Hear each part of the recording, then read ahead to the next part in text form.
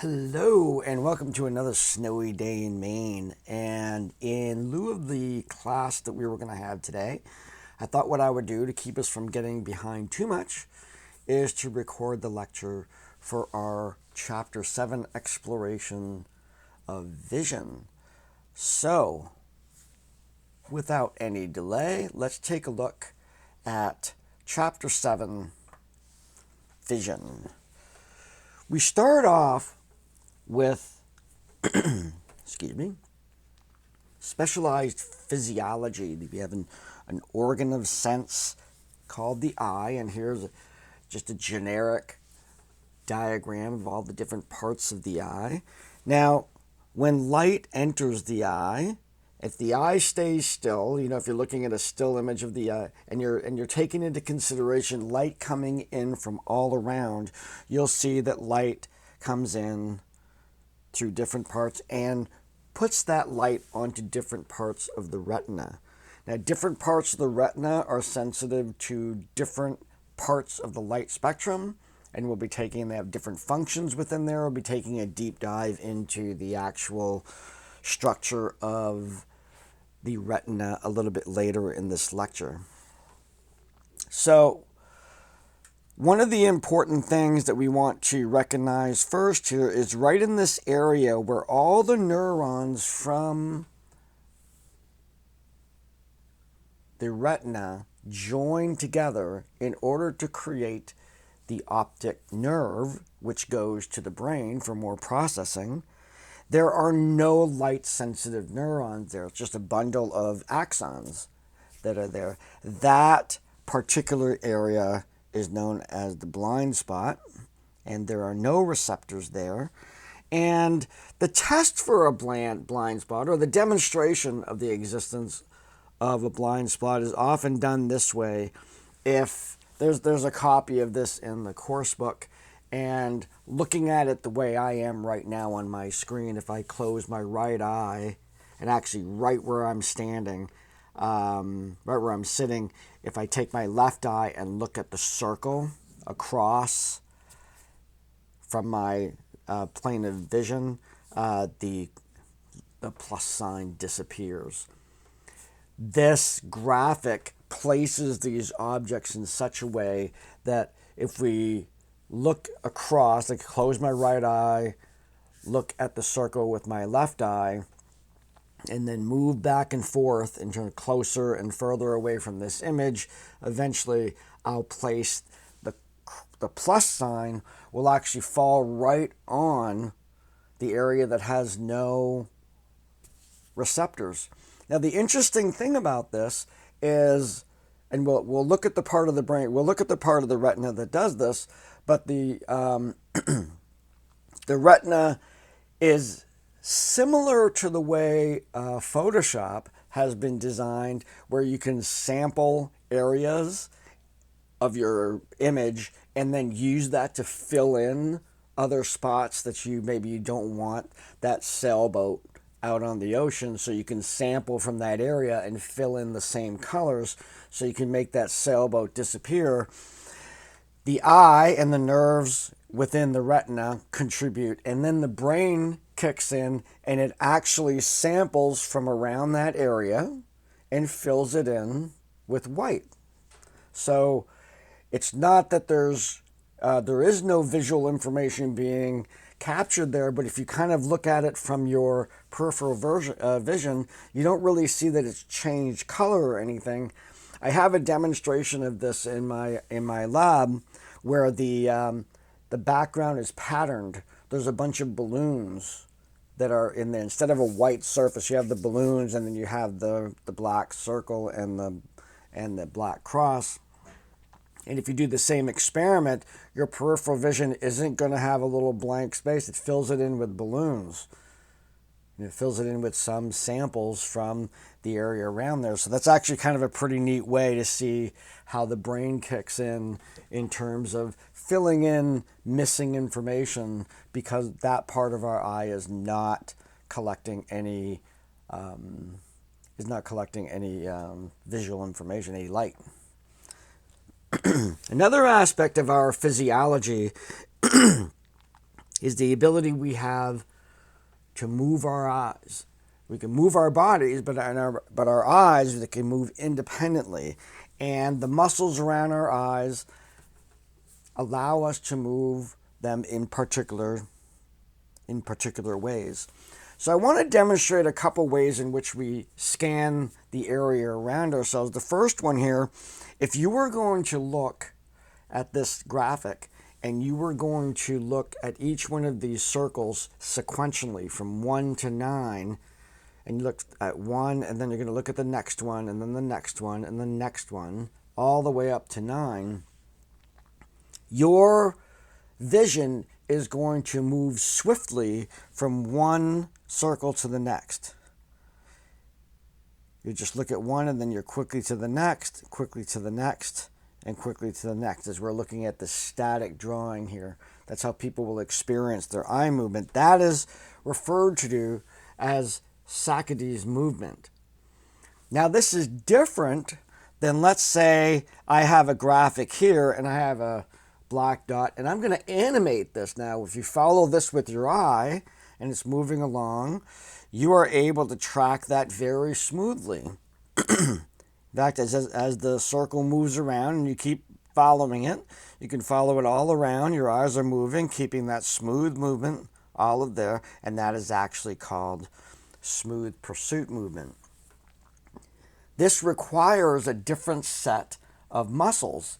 It requires the smooth pursuit is this very gentle sort of distribution of muscles moving our eye in such a way that we're able to track that. But then when we're looking at a still image, like when we're reading, we skip.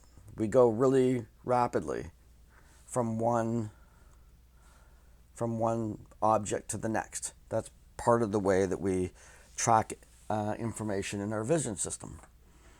In addition to that kind of eye movement, if we look at these two eyes here, and I have the fovea is the red spot, and the lens is the blue, and I have an apple out here, and the light from the apple is coming in, and our eyes are oriented. Like, notice they're like a little cross-eyed.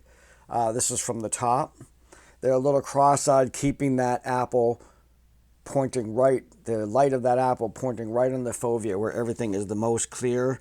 If the apple starts to move, the eyes move in coordination to make sure that that light continues to reflect right on the fovea. As the apple comes closer, it does the same thing if it goes further away. In fact, this kind of movement, called vergence movement, is one of the ways in which we experience depth perception. If you look at this graphic on the left, you'll see the two eyeballs are looking at something that is coming closer from the white to the black spot that's there, and they're coming closer. And those red lines are the muscles that are being expanded in order for those eyes to be able to converge. And that's called convergence. And then on the opposite side, we have the inner muscles are starting to stretch out as something starts to move away. One of the ways in which we determine how far something is from us is the sensations that are coming from those muscles. So when we talked about all the different senses that we had, we can add this one. We have convergence and divergent vision as we experience it in the muscles of our eyes.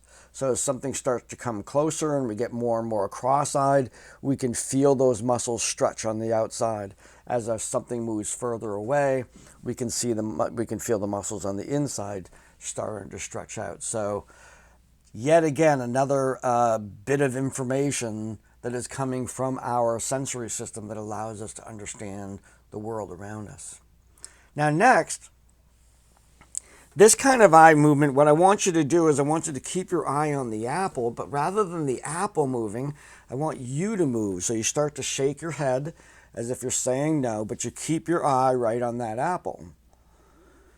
And you can actually move your head in circles in any way that you want, just keeping that apple right in the middle. Now, because the apple's not moving, what you're actually engaging in is vestibular ocular movement. And we have a combination, again, similar to when we were doing the yoga stances, where we're using visual and vestibular information at the same time in order to stabilize something in the environment.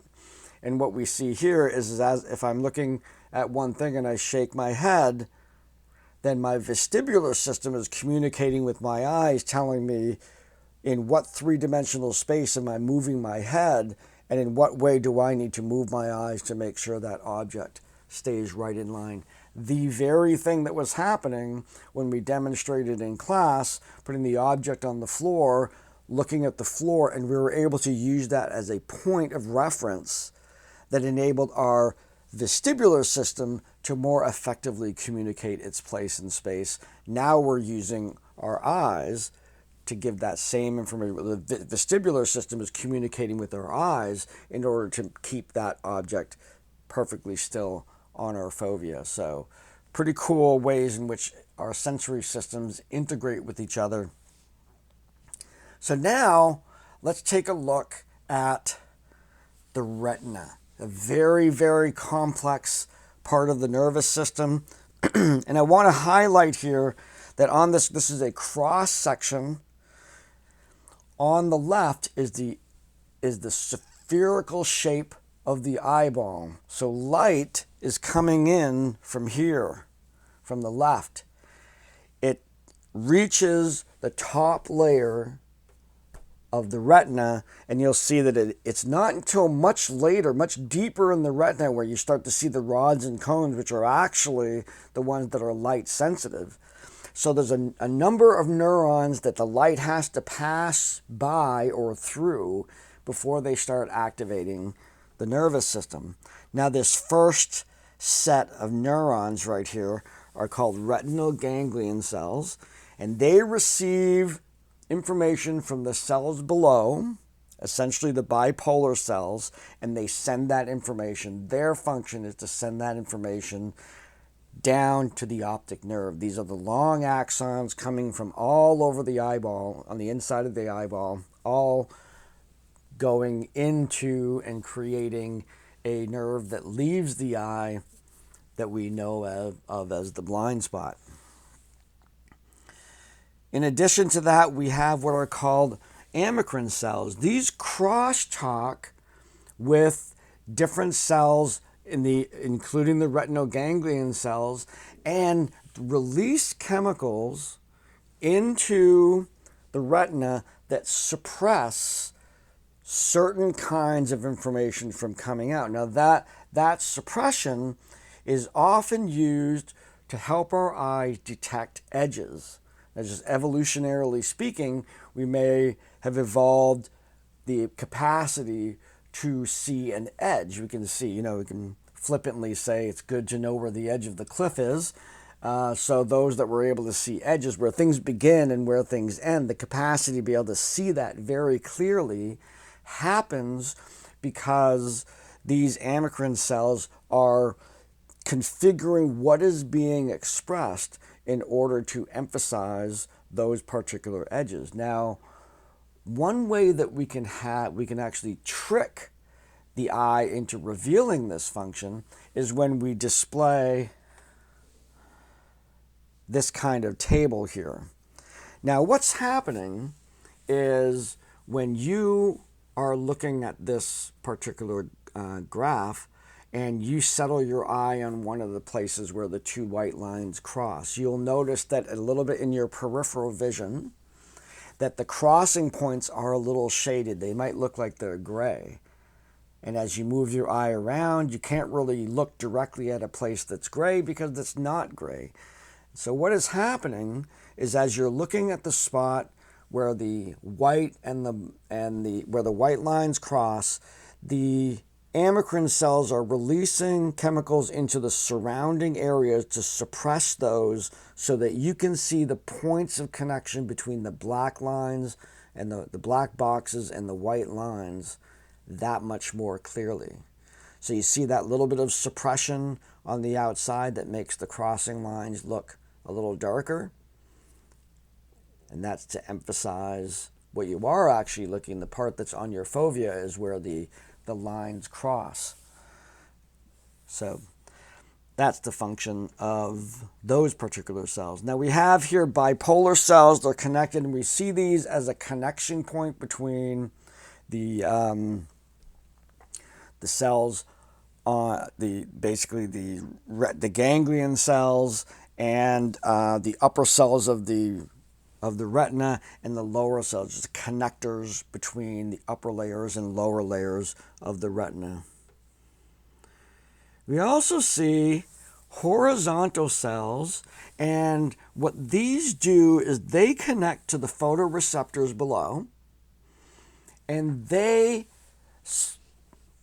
for lack of better ways of saying this, they sort of take an average. Like if you look at the graphic, you have one cell and it's connected to a number of different rods and cones.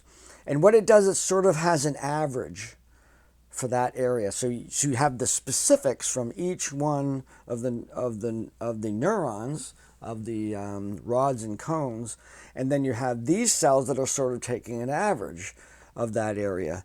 And what we see is the capacity to be able to see gradients. Now on my computer right now, there's actually a little square to the right of this one here. You're going to see it move, but what it is where this little square is right now, you can actually, because of the surrounding area, you can actually see the gradient that's within that square.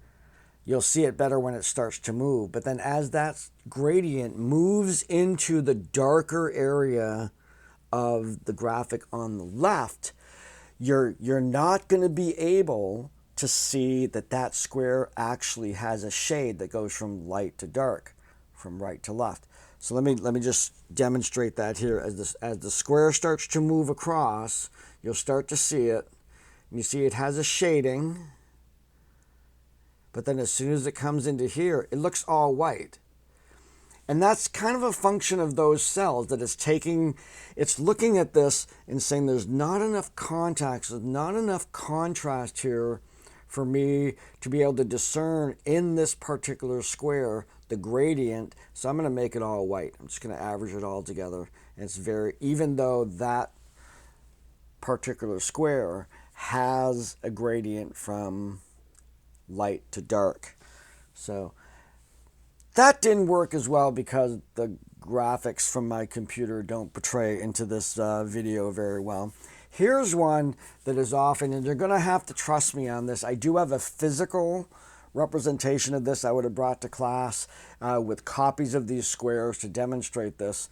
But if we look at this optical illusion here, we see a checkerboard with a cylinder up on top of it, and we have two squares. One is labeled A and one is labeled B. And for those same sort of averaging areas and some perceptual processes that kick in that tell us that the white squares are lighter than the dark squares, the sum total of this experience is that if we look at this, you would probably agree that square A is darker than square B. But in fact, it is not. Square A and square B are the exact same color. So what I did for this demonstration is I have a little square of color that I'm going to have animate and move through here. It's going to come out of A and it's going to move into B, and that was not a trick. It's just a graphic little square that I've animated here, moving that along. Now I'm going to move it back. It's covering the B right now. It's going to come back out here, and right there, that's when it seems to darken, but it's because of the light and shadow and our perceptual abilities and those cells all coming together to emphasize more and more differences between light in order to see those edges. And to be able to make generalizations about what we're seeing. Another way in which those cells operate is to see shapes when things are moving together as an object.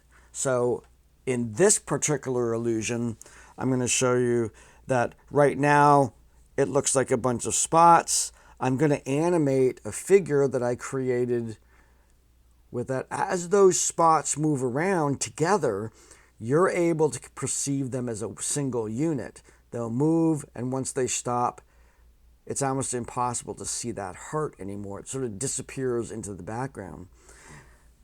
This is a lot of the ways in which camouflage actually works. As long as the object is not moving, then it can blend into the environment. As soon as it starts moving, then those colors start moving together. We can actually create that shape, even with the distorted sense of that, of the camouflage painting and whatnot.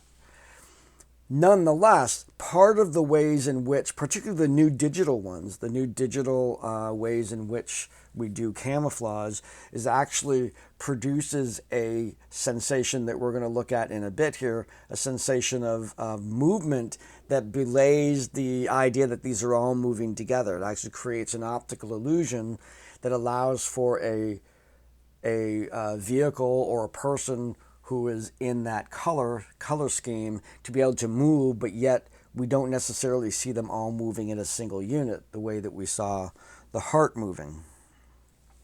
So back to our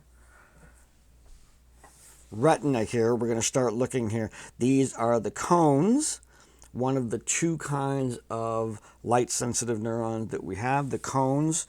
This is where you have our high acuity, very clear vision, color, and a lot of our day vision. And these are concentrated, the highest concentration of them are in the fovea, that area that we focus our light on when we move our eyes. In addition to that, of course, we have rods. We have a lot more rods, 140 million of them. Night vision, light detection, these are concentrated on the peripheral vision. So I took a class one time in astronomy, and we had labs that we would take out. We would go outside and look at the night sky, find a dark place to do that. It's a great part of being in Maine. Actually, lots of places to go where you have dark sky and not a lot of light pollution. And when you looked up into the sky, the instructor would say, if you're looking for a particular star, you might be able to find it if you don't look right where it is. So you might know it's supposed to be right there, but if you're focusing your eye and putting that light on your fovea, that has less rods on it. It's cones, it's looking for color. It's like, this is a very, very dim light. If you look slightly to the side, your peripheral vision, which has a lot more rods, will be able to pick up on that light. And that's often how we were able to find our objects in the night sky. So pretty clever way of emphasizing the distribution of rods and cones in our retina. Now let's take a look at the visual pathway, probably one of the most studied areas of the human nervous system is the pathway that exists from an external source of light into our eyes, through our brain, from the front of our heads to the back of our brains in the occipital lobe, how information is translated from one place to another. So we're going to take a quick look here. What we see is this face. This is from the top. So you have a camera looking down on the individual looking at the woman in front of them. And you see that there's light represented by these arrows enter into the eye, and they enter into different parts of the retina. Over here on the right-hand side as well, that light enters into the retina and activates the cells that it encounters. Once those cells are activated, you'll see that they begin to travel, and very much like a lot of our body, much of the information from our left side actually translates for processing in the right side of our brain. So we'll see information cross over into the back of the brain where the occipital lobe is, and you have information crossing over to here. So we have like a mirror image that is imprinted on the back of our brain. Those spots being pointed out here is the lateral geniculate nucleus, and this is an area that controls and manages the distribution. It's kind of a central depot, call it like a train station coming in, and it makes sure that this information is routed to the correct place in the occipital lobe. The superior colloculus is a feedback mechanism that sends information back to the eye for eye movement. So this is a key area. This is a feedback loop that is going back to the eyes themselves from the information that is being gathered in this part of the brain to assist in eye movement. Now we look at it from a cross section like this, we can see how a photon, for example, its energy will translate from one part of the outside world into the inside world. So here's one photon on the number 1. It travels along, and we're going to look at the left eye. You can see that it's on the interior surface of the left eye. That information comes down to the optic chiasm, where these cross over. And then it goes over here to the lateral geniculate nucleus, and then is distributed to that part of the occipital lobe where it will be processed. You have another one. This one is in the area that's labeled number 7. That goes over here. It's in 7. And you can see that it's on the outside of the left eye.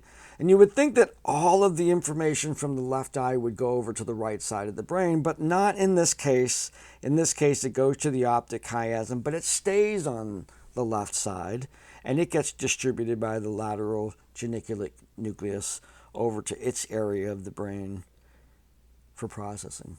You'll see that the entire area here, the shaded area I put, gets reflected geographically across anatomically. You see these numbers align with areas of the occipital lobe. They're going to be processing that specific information. Now, in addition, when we start processing that information, we're going to get into the different layers of the optic lobe here in just a bit. But that information immediately starts going out from the occipital lobe into other areas of the brain that help us to identify what is in front of us. And there are 2 pathways. There's a ventral pathway and there's a dorsal pathway, the ventral stream, dorsal stream, and then there's functions of those 2 streams of information happening at the same time, telling us where something is and telling us what something is. Important things for us to make decisions about what is in front of us. So let's take a look at, here's another photon here. This is the bear. The vision of the bear comes through the eyes, goes through the optic chiasm, the LGN, into the appropriate area of the occipital lobe. That information processed on V1 is sent up to the MT area, and this particular area starts to say in which direction is this coming from. It'll adjust the body, adjust the eyes in order to focus on that particular object. That information continues on the dorsal stream, and you'll see that it passes through the areas that we now know are the sensory motor areas that allow us to understand things in a spatial way, and that helps us to understand where something is. Now, we have another piece of information here from the V1 processing, heads on over to the V4 processing, which allows us first and foremost to pay attention to what this is going on. It activates our limbic system for that, and then more limbic system gets activated in terms of the emotional processing for what we're seeing. So it's an interesting thing here. When visual information is coming in, there are alerts to attend to it, and there's emotional components added to it before we really fully know what it is. So there's some level of understanding of potential dangerous things or things that are a threat to us that we visually encounter because our emotion systems get activated before we actually really know what it is. Now then this information travels along, that goes to the frontal cortex. The information from V1 travels over to the ventral stream. This is going into our language areas so we can have a sense of what we are looking at. Now, the where and the what information starts to travel into our prefrontal cortex in this way. And then with the information all together, right now we have the where, we have the what, and we have the emotional component. Now we can make decisions about what we want to do about that particular visual stimulus. So this is going to be this process, including the eye, the retina, the layers of the retina, the optic chiasm, the LGN distribution across the occipital lobe. There is an activity, quiz, where I'm asking you to describe what happens when you see someone. And in your description, I want you to be able to replicate all the different parts of the eye, the optic pathway, the visual pathway, and then the processing of the where, what, and emotion in describing how you experience meeting someone along the street. So make sure that you capture all of those different pieces of this process from the outside source of information all the way to the information in our prefrontal cortex that we need to make a decision. So now let's take a step back into the occipital lobe and look at those V1, V2, V3 areas of the brain, and we'll see how they work. So the V1 area, that core area, extends to cortical areas for the processing of basic shapes and forms. In my sensation and perception class, we actually, there's a theory where we organize the world on basic geometric shapes. So when I'm processing that first level of processing of the screen in front of me, it's a square with some thickness, almost like all the different ways in which something can be a cube or a box.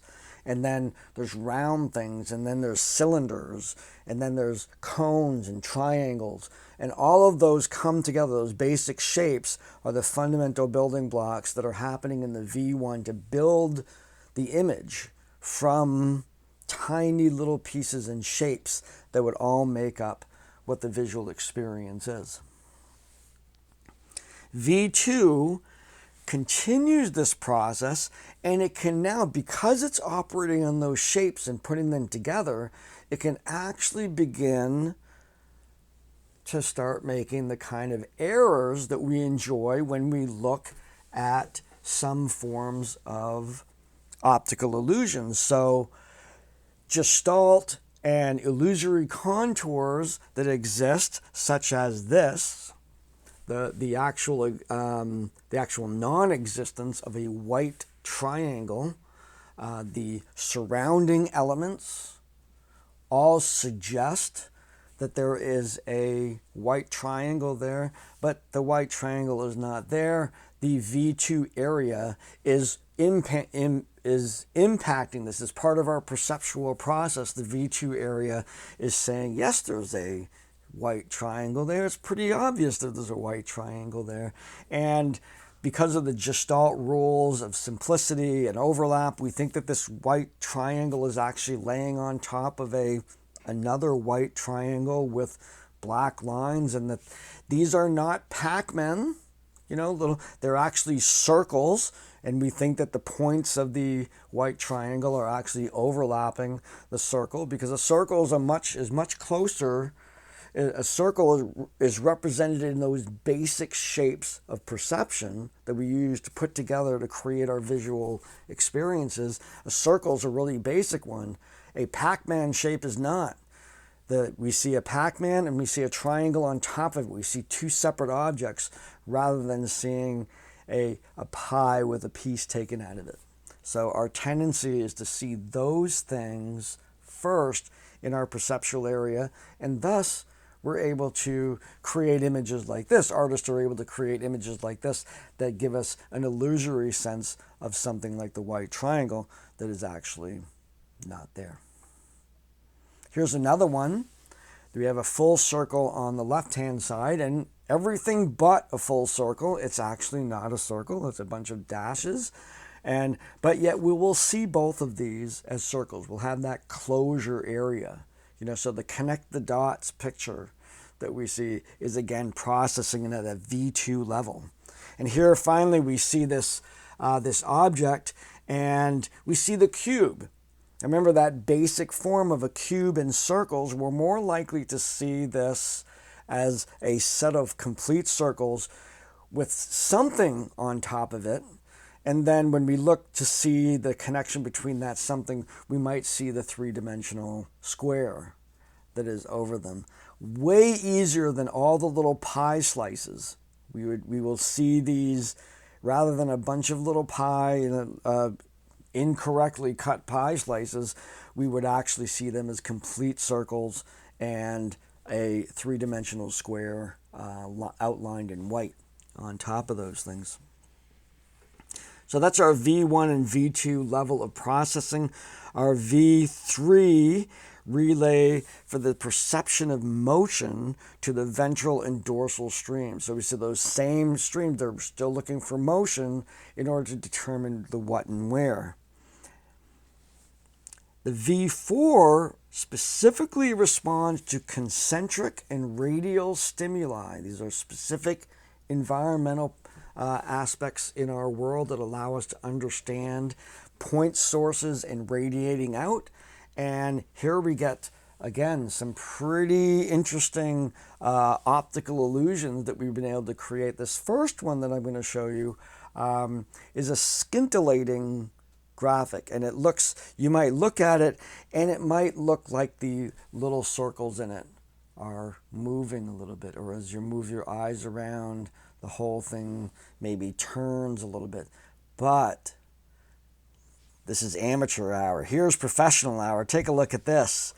It says you move your eyes around this, it seems like it's shifting all the time. This particular illusion, that radial graphic and the different layers, fooling the brain into thinking that this is actually moving when in fact none of the aspects of this are moving, but yet a very dramatic experience of visual illusion coming from this particular graphic.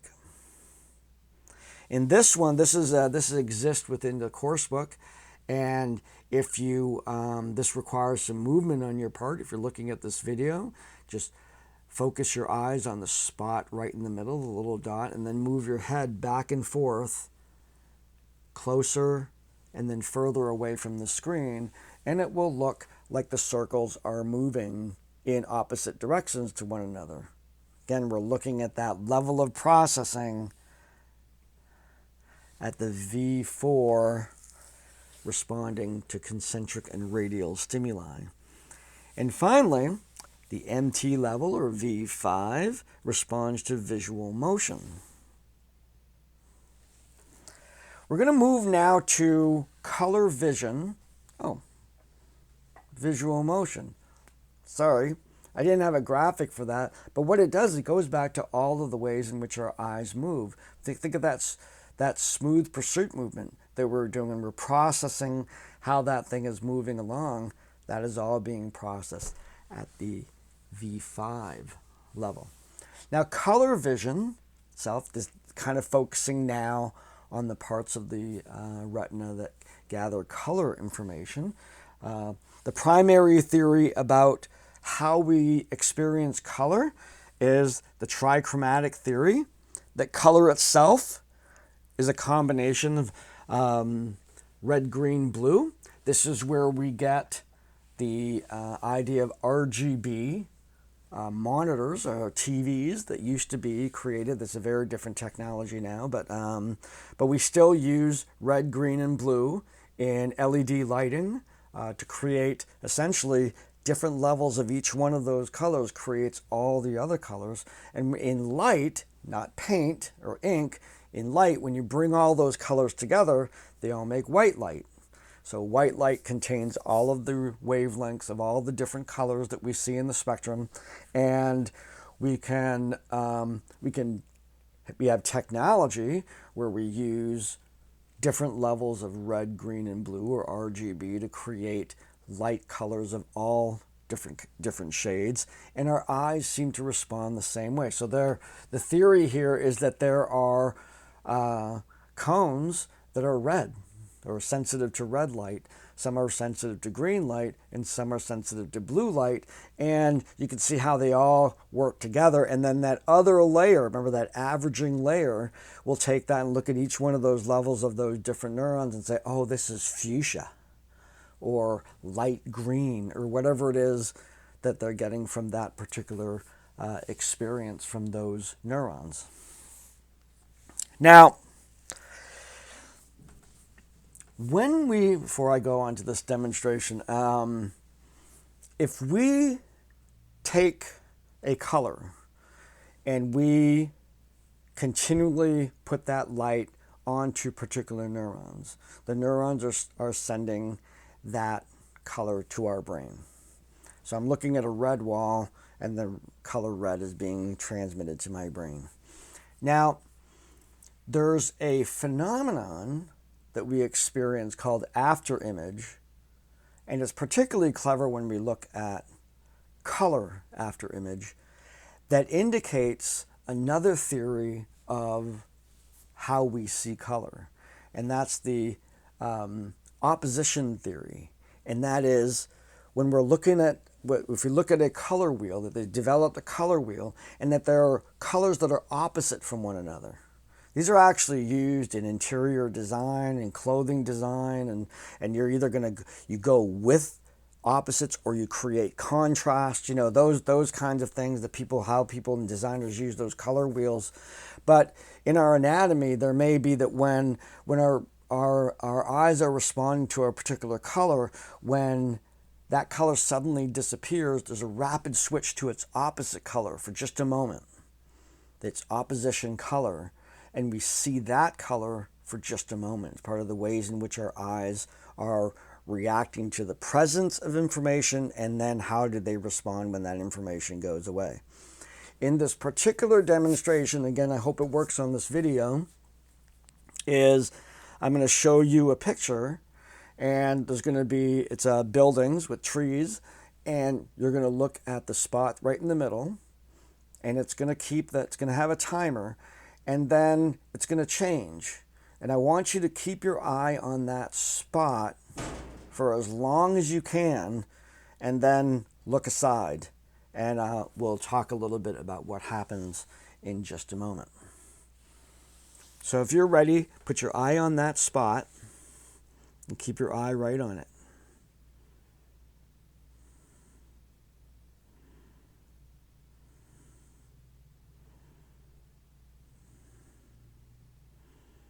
It's imprinting all those colors on your retina, and then it's going to change, and the opposing colors are going to appear. Hold your eye there. Hold your eyes. Now look aside.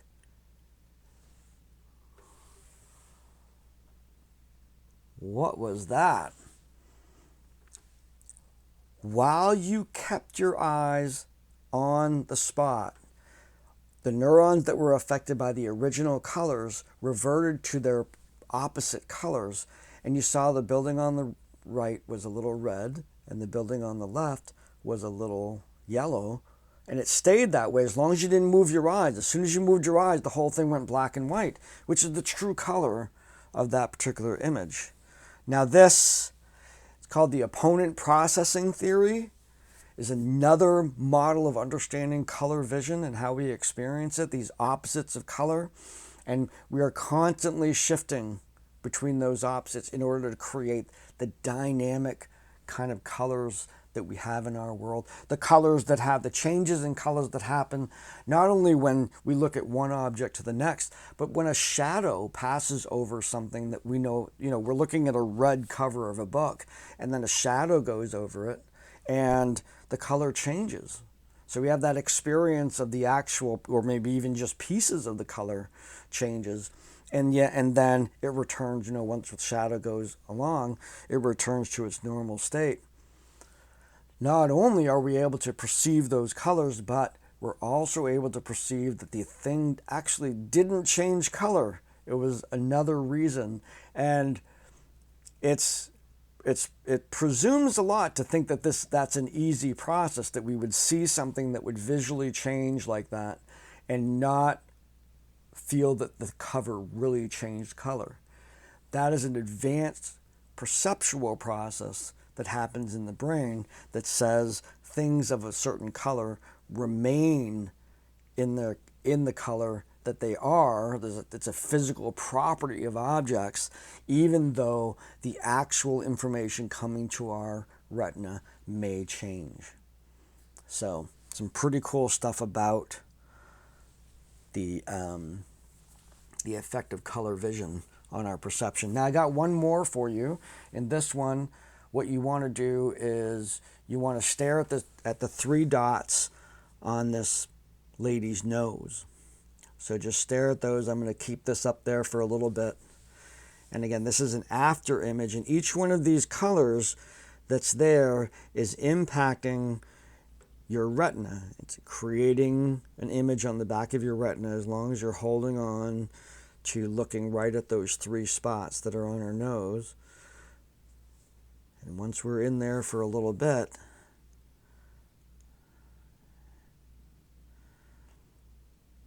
when I click to the next slide, it's going to be a slide with nothing on it. It's going to be white, and what you're going to probably see for a moment, you're going to see the colored picture of an individual. Those opposites kicked in, so just kind of like a reaction to the opposite colors, and we're able to I can still see it. I'm looking around, it's still floating in the air right now, seeing that image. So that takes us to the end of this chapter on vision. The assessments are as follows. You have a quiz where I'm asking the who are you to write out the visual pathway. That's the question on that particular quiz. The assignment, actually, we're going to leave the human species and kind of take a journey into the world of animals. Other animals sense different things than we do. Vision is a good place to look for the ways in which other animals envision the world and what their eyes are like and the structures of their eyes and whatnot. But you can look at other senses as well. If you want to look at hearing or a sense of touch or taste even, we're looking for extreme animal senses. We have our own extremes. We have really good eyes. We have a pretty good sense of smell, nothing compared to dogs. But we have those, but doing a little research paper on this. So what I'm going to be looking for is the structure of a research paper, but not the length. You're essentially introducing for examination an example of an extreme sensation system within the animal kingdom. So you should have sources in your references page, should be cited in APA format. You have in-text citations that refer to those. And what you want to do is describe, for one, naming the animal and the scientific name of that animal and the structure of their sensory system that makes it essential. So you go through all the same sort of things that we've studied here in the human senses, but you're looking at them. So do they have a differently structured eye? What's the difference in their retina? What about how that information gets processed in their brain? Those kind of things for whatever sense you're looking at.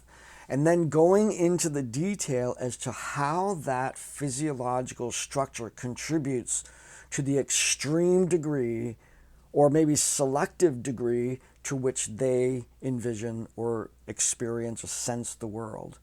So I want, it's not a encyclopedia entry, it's a research paper.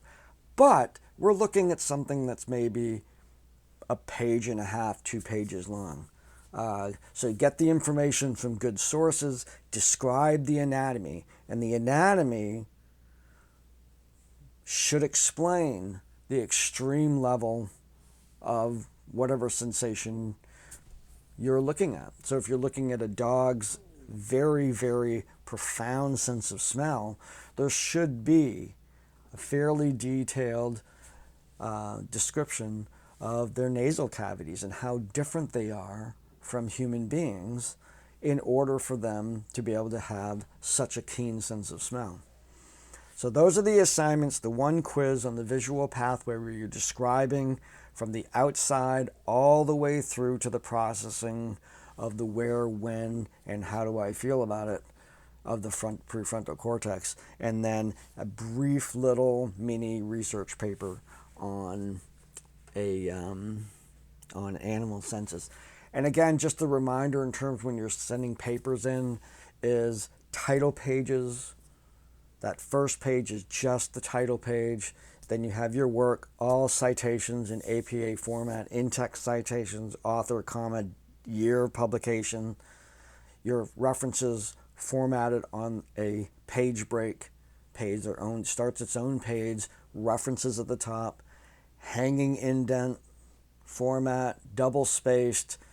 Look up how to do APA citations. It's just a skill that develops over time. So what a great time. Not really, to tell you the truth, I haven't been grading these based on these. I've been just commenting on them. But use this time to practice those skills, because when you're doing higher end research papers and writing for publication, you're going to have to be able to get those things perfect. So it's a great time at this point in your career to be practicing those very, very strategic APA standard stuff, and convert it to a PDF to send it to Moodle, because then I can use the markup right in the document itself to provide you with feedback, positive and constructive. So, sorry about missing class. I hope this is a viable substitute for that. We're going to be pacing a little bit faster because of some of the time that we've missed, and I apologize for that. But I wanted to get this out. I would say that these should be done by the time we meet. Let's not say Sunday, like everything else. You have a little bit of time. You know, I've been pretty flexible about due dates. So I won't take a look at grading any of this until we've met again on Tuesday. So probably you'll have until Tuesday itself. And I won't look at these until Wednesday. We'll have new assignments coming in next week for the next 2 chapters that we're going to be covering next week, and those will have the regular due dates of Sunday. So because this one's a little late, I give you until Tuesday night. And so have a great celebration of the snow here in Maine, and take care, and I will see you soon. I will see you on Tuesday.